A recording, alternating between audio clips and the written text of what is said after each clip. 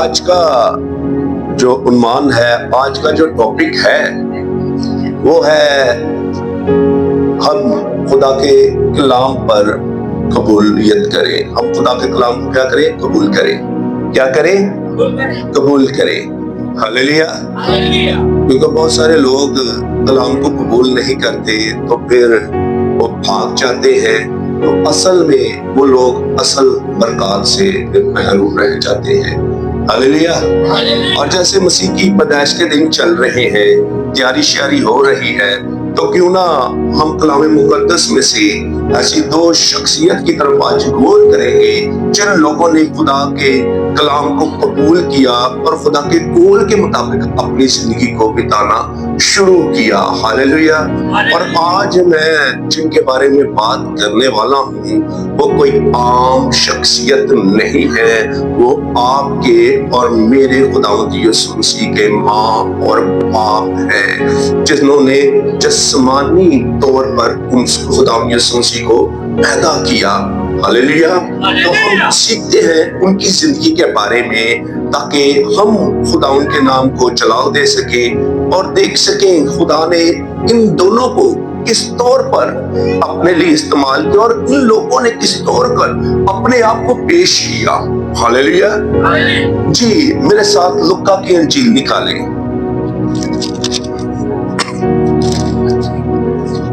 और उसका पहला बाब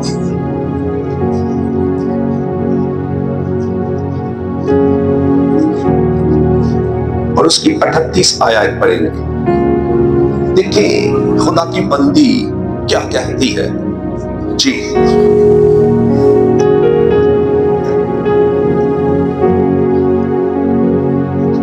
खुदा के बारे में इसमें पढ़ोगी। लूका की इंजील उसका पहले बाब के 38वें आयत से पढ़ोगी। मरियम ने कहा, देख मैं खुदा की बंदी हूँ, मेरे लिए तेरे कौल की माफी हो। तब फरिश्ता उसके पास से चला गया। आमीन। खुदा के कलाम के बड़े और सोए चंद खुदा के हाथ पर करते। आमीन। हालेलुया। हालेलुया। अबे क्या कहा असामा मरियम ने? क्या बोला?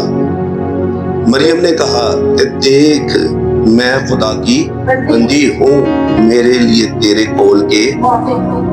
हालेलुया। भाई खुदा का बंदा होना, खुदा की बंदी होना छोटी बात है? कोई छोटी बात है?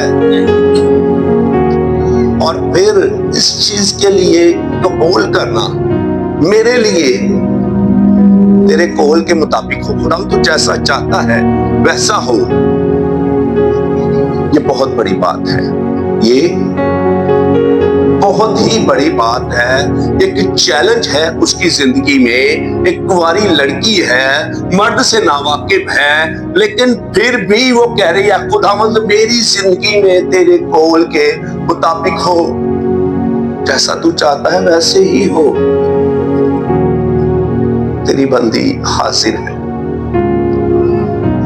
मुझे कोई फर्क नहीं पड़ता इस दुनिया से, इनके तानों से, इनकी बातों से, ये क्या कहेंगे क्या नहीं कहेंगे, लेकिन खुदावंद मैं तेरे हुजूर आ गई।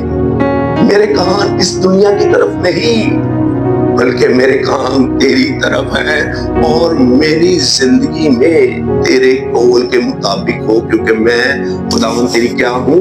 बंदी हूँ। बहुत बड़ी बात है खुदा का बंदा होना, खुदा की बंदी होना और खुदा के कलाम को कबूल करना।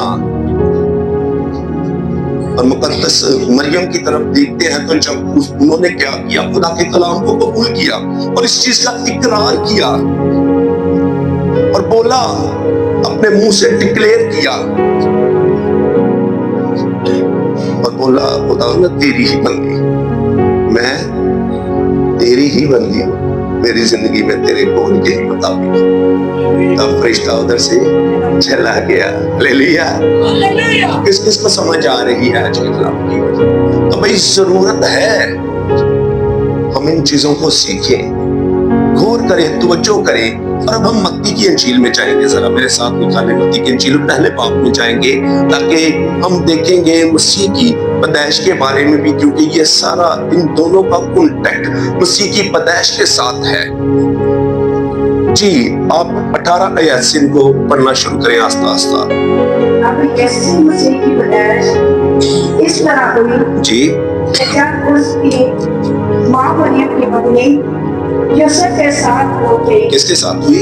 यूसुफ के साथ हो गई। जी जब उनके इकट्ठे होने से और पहले उनसे इकट्ठे होने से पहले, जैसे आज हम देखते हैं लड़की लड़की की शादी होती है, फिर वो जब इकट्ठे होते हैं तो फिर उनमें से बच्चे पैदा होते हैं, बच्चा पैदा होता है। लेकिन खुदा का कलाम फरमाता है उनके इकट्ठे होने से पहले, हालेलुया, बड़ी बात है, खुदा का बड़ा जलाल है, खुदा की बड़ी कुदरत है और खुदा का बड़ा प्लान है आपके लिए, मेरे लिए, कुल कायनात के लिए, उनके इकट्ठे होने से पहले। जी और रूह कुदरत की कुदरत से मामला पाए गए। Hallelujah, hallelujah. हमारा खुदा ऐसा होता है, हमारा खुदा ऐसी कुदरत और ताकत रखता है, क्योंकि नबियों की मार्फत जो कहा गया था, नबियों की मार्फत जो बोला गया था, नबूवतें की गई थी, वो पूरी हो रही थी, वो पूरी हो रही थी। और उस वक्त, जैसे मैंने शुरू में आपको बताया, मुकद्दसा मरियम ने, ऐ खुदावंद मैं तेरी बंदी, मेरे लिए तेरे कौल के मुताबिक हो। हालेलुया, उसने इस कलाम को कबूल किया। जब फरिश्ते ने उसको आकर ये मैसेज दिया, तो उसने इस खुशखबरी को, इस कलाम को जब कबूल किया, तो खुदा का जलाल उसकी जिंदगी में दिखना शुरू हो गया। हालेलुया। जी आगे भी। बस उसके शौहर यूसुफ ने जो रास्तबाज, आप गौर से सुने, बस उसके शौहर जो यूसुफ, जो रास्तबाज, कौन था, क्या था वो? रास्तबाज था वो। भाई शरीयत को कंप्लीट जानने वाला शख्स था, खुदा के कलाम पर अमल करने वाला शख्स था और खुदा के साथ चलने वाला शख्स था। रास्तबाज तो उसे बोला जाता है ना, और कलाम मुकद्दस यूसुफ को क्या कह रहा है? रास्तबाज शख्स। इनको क्या बोला जा रहा है? और मुकद्दसा मरियम क्या कहती है? मैं खुदा तेरी बंदी हूँ। और ये मुकद्दस यूसुफ क्या कह रहे हैं? उनके लिए कलाम मुकद्दस क्या कह रहा है? रास्तबाज शख्स था। हालेलुया।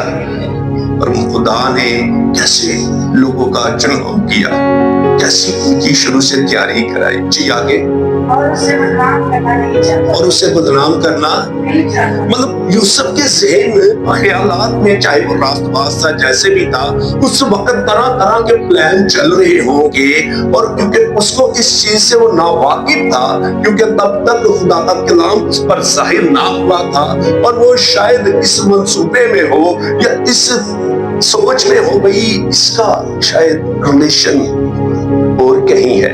इसी तरह होता है ना, अगर किसी को हमने बदनाम नहीं करना, फिर हम किसी अपने भाइयों को, अपने बाप को, अपनी माँ को, अपने खानदान को, अपने कबीले को फिर इकट्ठा जब हम करते हैं, तो फिर हम पंचायत लगवाते हैं ना, भाई इसने ऐसा काम किया है, अब देखो इन्हें केड़ा चांद चढ़ा है, इन्हें दसो हूं मैं की कर हमारी तो बेइज्जती करा दी। माँ बाप भी यही कहता है कि हमारी तो बेइज्जती करवा दी है इसने। हर कोई शख्स यही सोचता है, भाई हमारी तो इन्होंने बेइज्जती करवा दी, हमारी नाक कटवा दी है, इसने क्या काम किया है। क्योंकि मंगनी तो इसकी किसी के साथ हुई है, लेकिन काम इधर ये क्या हो रहे हैं, कहां से ये काम हुआ है, ना वाकिफ है अभी यूसुफ भी, और वो इस चीज के लिए प्लान कर रहा है। और कलाम मुकद्दस फरमाता है वो रास्तबाज है, इसलिए उसके दिल में डर और खौफ है, और वो चुपके से अपनी बीवी को, मुकद्दसा मां मरियम को छोड़ने का प्लान कर रहा है। क्या कर रहा है? छोड़ने का प्लान कर रहा है, भाई इसको मैं चुपके से छोड़ दूंगा ताकि किसी को पता भी ना चले। तो मैं नहीं चाहता ये बदनाम हो। अगर मेरी वजह से कोई भी ऐसी इस पर कोई भी ऐसी मुसीबत या कोई भी इस पर ऐसा इल्जाम लगे ताकि मैं खुदा के हुजूर गुनहगार ठहरूं, मैं ऐसा करता हूं, चुपके से छोड़ देता हूं। क्या करता हूं? चुपके से। कलाम मुकद्दस में ऐसे ही लिखा हुआ है, चुपके से छोड़ देता हूं। और ऐसा शख्स जो प्लानिंग कर रहा है छोड़ने की, क्योंकि अभी तक उस तक खुदा का कलाम नासिर नहीं हुआ, फरिश्ते का पैगाम उस तक नहीं आया, तो वो इस चीज की प्लानिंग कर रहा है। तो साथ ही हम आगे देखते हैं क्या हुआ जी। इसे चुपके से छोड़ देने का इरादा किया जी। वो इन बातों को सोच ही रहा था। अब गौर से सुने, वो इन बातों को सोच ही रहा था, मतलब वो सोच रहा था इन बातों को, प्लान कर रहा था कैसे छोड़ूं, क्या करूं, क्या मेरे साथ हो गया है, माशरा मुझे क्या कहेगा, लोग क्या कहेंगे मुझे, मेरे दोस्त बहन भाई मुझे क्या कहेंगे। वो इन सारी बातों को सोच रहा था, इन सब बातों का ख्यालात उसके जहन में चल रहे थे। लेकिन अचानक ही क्या होता है हम देखते हैं जी। और खुदावंद के फरिश्ते ने उसे ख्वाब में दिखाई देकर कहा, ऐ यूसुफ इब्ने दाऊद, अपनी बीवी को अपने हाल आने से ना डर। हालेलुया। खुशखबरी मिली उसको भी खुशखबरी मिल गई। और जब आगे देखते हैं इस चीज को क्लियर किया जा रहा है, मुकद्दसा मरियम गलत नहीं है, वो नापाक नहीं है, बल्कि वो पाक है और वो मेरी बंदी है। हालेलुया जी। आगे, क्योंकि जो उसके पेट में है वो रूह कुद्दस की कुदरत से। Hallelujah hallelujah. अब मुकद्दस यूसुफ को भी क्लियर हो गया, भाई वो बड़ा काम होने वाला है, कुछ बड़ा होने वाला है।